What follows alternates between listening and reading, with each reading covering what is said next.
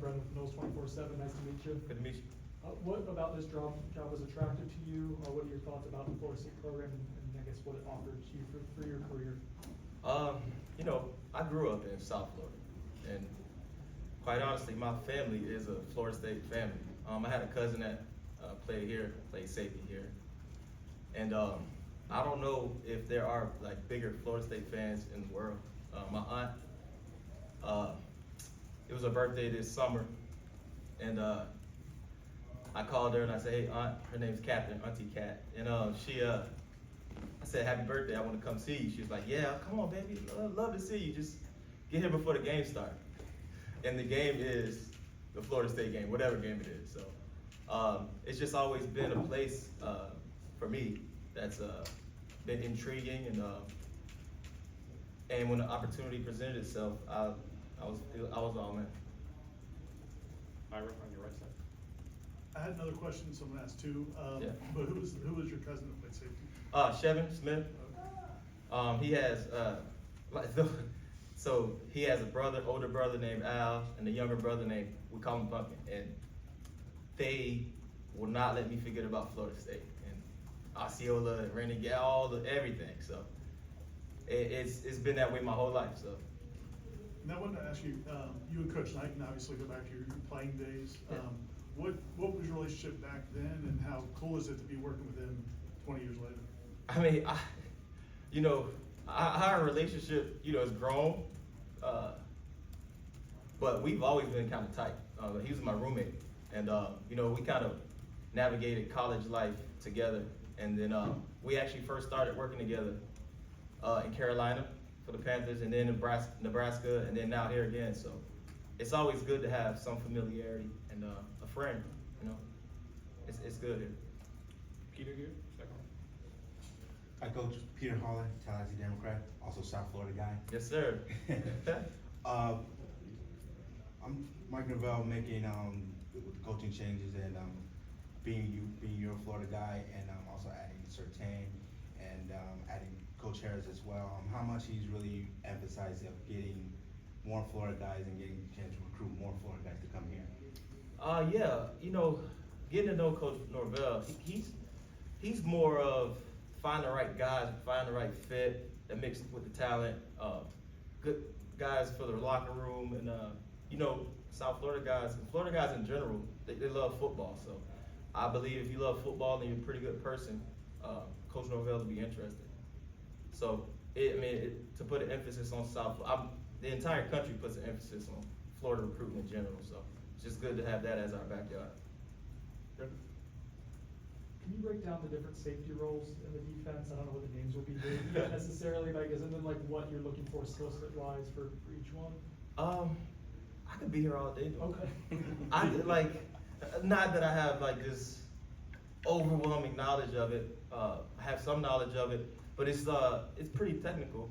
But mostly, the guys have, we always want guys that can run, that can see, play well in space, track the football, tough guys, guys with deep zone experience. Some guys who have to play man at some point.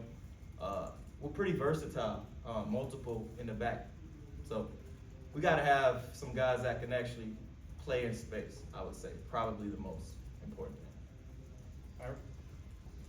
Apologize, I was supposed to introduce myself.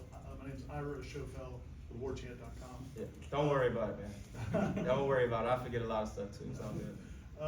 What was it about Coach White that you liked working with him and were attracted to work with him again? I mean, have you all met Coach White? Okay, so Coach White, a lot like Coach Norvell, very enthusiastic, very much even keel, same guy every day. I like that. I like to know what I'm getting into. I know for me, choosing a job is very, very important that people's ideals or what they beliefs align with what I believe in. And I believe you put the student athletes first. And we live I work in a servitude profession. I like to serve those guys. I want to make sure that I'm putting those guys first and pushing them to be whatever they can be and trying to max out whatever God gave them. And I believe that's what Coach White stands for, and I believe that's what Coach Norvell stands for. So it's an easy transition for me.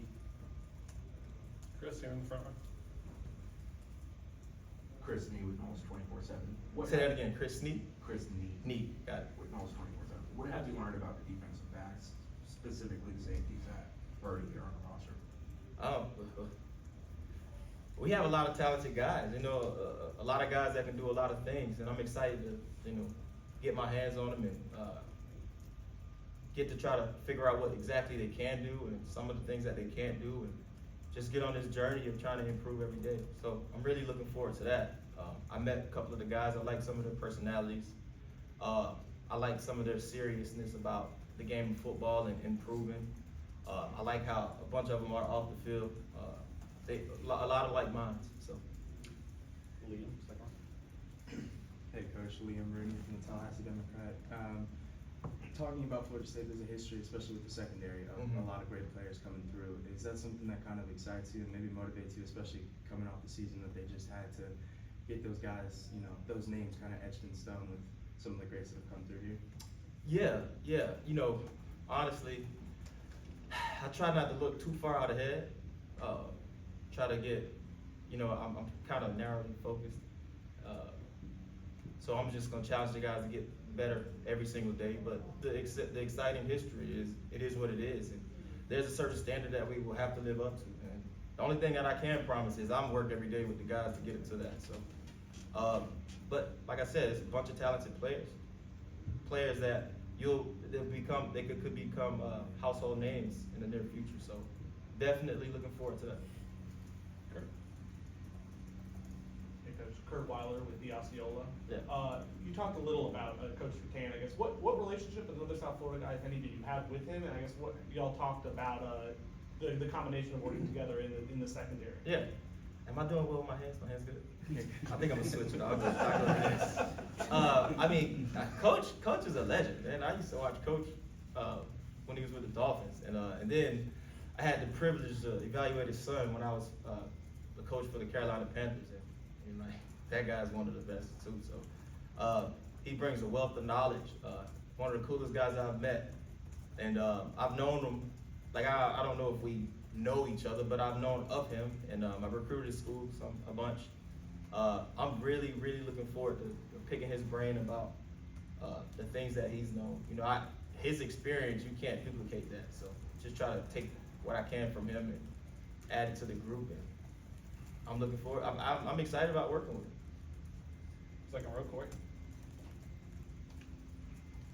You mentioned Shevin. I don't know how familiar, I assume you're very familiar with his story, but I'm pretty sure he was a walk-on. He was. Came here and then ended up being a starter and a star and a draft pick. Is that any way, I know that was, look at 30 years ago now, but is there any way to like use him as an example to some of these guys that haven't really achieved much in college, but they can be really good and they can be draft picks if they just keep improving? Can you use him as an example? Yeah, I mean, anytime somebody's had success, you know, I'm notorious for grabbing something from Kobe Bryant or some clip from the CEO from Google, I'm not sure, whatever. Those successful guys, I honestly don't think there's very much mystery behind being great. I think it's pretty black and white. I think it's 2 or 3 things that every successful person that I've been around, they share in common. And, you know, he actually played defensive end at Miami Southridge as a senior, and for him to make that transition and turn it into something, and he also graduated with an economics degree, so it was not, you know, there's no secret, just hard work, dedication, and almost an obsessive part to your craft. You know, that's the guys that I've been around. Like I said, like Stephon Gilmore, like he's exactly what you think he is off the field and in the meeting rooms and that kind of stuff. Christian McCaffrey and our very own Brian Burns, like those guys, they're great for a reason. Howard. You have developed a reputation for, you know, recruiting, but also evaluating talent, and what you guys did at Baylor obviously spoke for itself. What are some of the things you look for as you're looking at prospects, whether from the portal or high school? What kind of reputation did I develop? A good one or a bad one? Good one. Okay, good. Well, you know, without getting too technical, I like to find the guys that we like to say like they were hit with a stick. Like I can coach them. I don't know if I can make them faster. You know, we could build some muscle and some strength in the weight room, but I don't know if I can make them taller. It's just certain things that, you know, I can't provide for them. There are things that coaches can provide and make sure that they grow at, but the guys that could do things that other guys can't, I like to look at those guys. And some of those guys are not finished products, but I'm not really afraid of that challenge. I take it personal, if you will, not in a negative sense, just I take extreme ownership over developing players. So if guys can run and they're long and they got good hips and good ankles, and you know, the sky's kind of the limit, in my opinion. Brandon? Following up on that, you've been able to do evaluation both at the college level and then at the NFL as well. I guess any big differences in those two aspects, and how can the experience in the NFL help you, you know, in college now? Yeah, when I first got back to college from the NFL, I had to make the quick, let's say, adjustment. So in the NFL, you look at 22-year-olds, 21-year-olds, 23-year-olds. Now, in COVID, 24-year-olds, the other subject. But those guys are like more mature. I mean, like not socially. I mean, their bodies, and they're pretty much, they are what they will be. In college, it's a blank canvas most of the time, coming from high school to college. I'll be more, you know, apt to or more willing to find rawer guys, more raw. Is that a word, raw? Yeah, cool. More raw guys, more inexperienced guys, and try to teach them what I want them to know and what I want them to do, transitioning from high school to college. College to NFL is a little bit different just because of the time and the numbers, and it's not as much development. There is still development, but you know, you don't get a lot of good on good in the NFL. You're most likely not doing the kind of things that we do on a daily basis here in college, game week, etc. Spring ball, you know, that kind of stuff. So, but they can be further away from being great football players in high school than in college. We're gonna Aslan for the last one. Aslan Javandi, WarChant.com, Yeah. On 3 Network.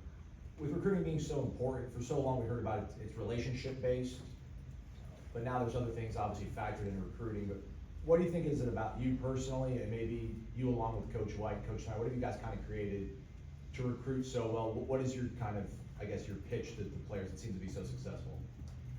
I actually don't know if I have a pitch.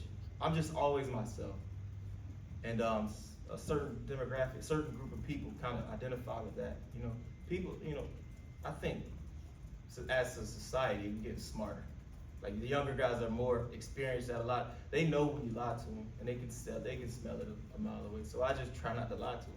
And I don't promise anything that I can't give them. I can't promise them a starting spot. I don't know how things work. I wouldn't be disrespecting the guys that I have in my room, because those guys come first. But just the real conversations that I'm willing to have and the honest opinions. I'm a relationship guy. You know, I have a wife and two kids, and I love them. And if I look at a player any different than I look at my son, then I think I'm a fraud if I'm saying I'm family. And that's what Coach Norvell's about. Family is family. That's not just a word that we throw around here. It's an action verb. So that's it for me. Okay, thanks guys. Appreciate it. Thanks, Greg. Thank